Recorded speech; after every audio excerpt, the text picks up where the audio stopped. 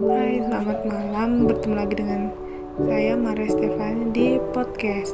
Podcast kita kali ini akan membahas tentang isu di Asia Tenggara. Salah satunya adalah sengketa Sipadan dan Legitan. Baiklah, sebelum berlama-lama lagi, yuk simak pembahasan berikut ini.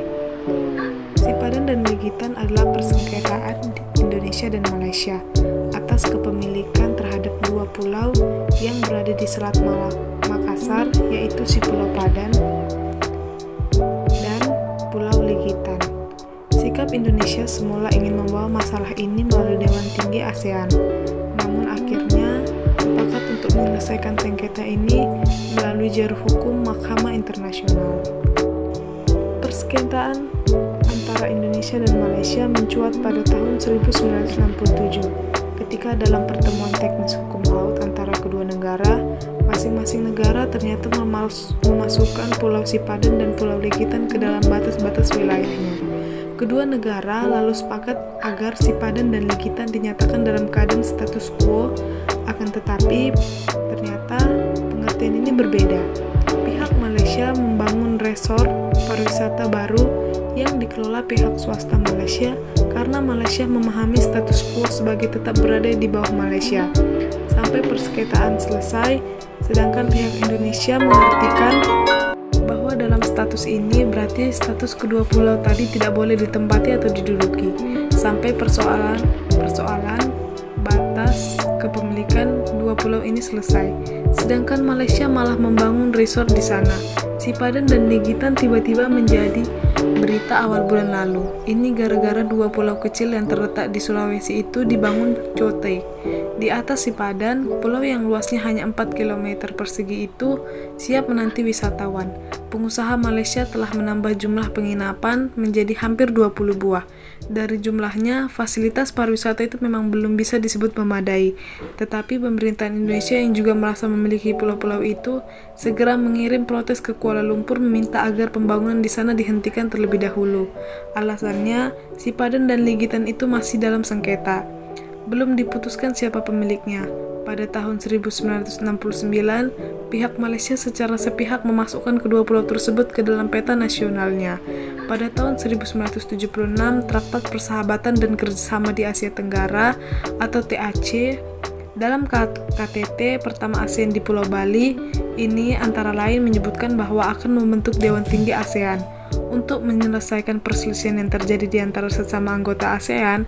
Akan tetapi pihak Malaysia menolak beralasan karena terlibat pula sengketa dengan Singapura untuk klaim Pulau Batu Putih, sengketa kepemilikan Sabah dengan Filipina, serta sengketa Kepulauan Spratly di Laut Cina Selatan dengan Brunei Darussalam, Filipina, Vietnam, Cina, dan Taiwan. Pihak Malaysia pada tahun 1991 lalu menempatkan pasukan polisi hutan atau BRIMOB melakukan pengusiran semua warga negara Indonesia serta meminta pihak Indonesia untuk mencabut klaim atas kedua pulau. Sikap pihak Indonesia yang ingin membawa masalah ini melalui Dewan Tinggi ASEAN dan selalu menolak membawa masalah ini ke dalam ICJ kemudian melunak. Dalam kunjungannya ke Kuala Lumpur pada tanggal 7 Oktober 1996, Presiden Soeharto akhirnya menyetujui usulan PM Matahir tersebut yang pernah diusulkan pula oleh Menengseng Murdiono dan Wakil Perdana Menteri Anwar Ibrahim. Dibuatkanlah kesepakatan final dan binding pada tanggal 31 Mei 1997. Kedua negara menandatangani persetujuan tersebut. Indonesia meratifikasi pada tanggal 29 Desember 1997 dan Kepres nomor 49 tahun 1997. Demikian pula Malaysia meratifikasi pada 19 November 1997. Pada tahun 1998, masalah sengketa Sipadan dan Legitan dibawa ke ICJ. Kemudian pada hari Selasa 17 Desember 2002, ICJ mengeluarkan keputusan tentang kasus sengketa kedaulatan Pulau Sipadan dan Legitan antara Indonesia dan Malaysia. Hasilnya dalam voting di lembaga itu, Malaysia dimenangkan oleh 16 hakim, sementara hanya satu orang yang berpihak kepada Indonesia dari 17 hakim itu. 15 merupakan hakim tetap dari MI, sementara satu hakim merupakan pilihan Malaysia dan satu lagi dipilih oleh Indonesia.